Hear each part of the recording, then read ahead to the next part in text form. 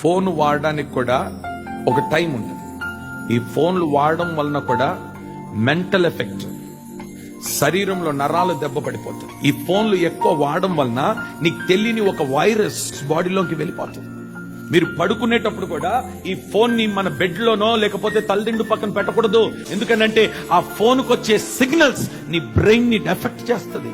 24 గంటలు నీ చేతిలోనే ఫోన్ ఉంటే ఈ ఫోన్ వలన నీ శరీరం పాడైపోదా? శారీరకంగా నీ శరీరం పాడైపోవడం మాత్రం కాదు, ఆత్మీయంగా కూడా నీ భక్తి పాడైపోతుంది. అదొక వైరస్.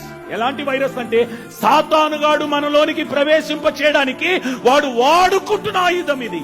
నీకు తెలీదు, నువ్వు మంచివాడివే, నువ్వు మంచిదానివే, నీకు తెలియకుండానే నువ్వు పాపంలోనికి ప్రవేశిస్తున్నావు.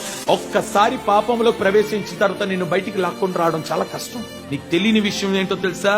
నువ్వు పై రూపాన్ని చూసి మురిసిపోతున్నావు, కానీ కింద ఫౌండేషన్ పురుగులు పట్టిపోతున్నాయి, చెదలు పట్టిపోతున్నాయి, పునాదులు పాడైపోతున్నాయి.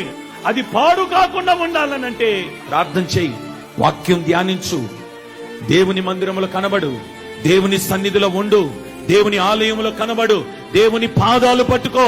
నా దేవుడు నిశ్చయముగా నీ మధ్య సంచరించునుగాక. Download ShareChat.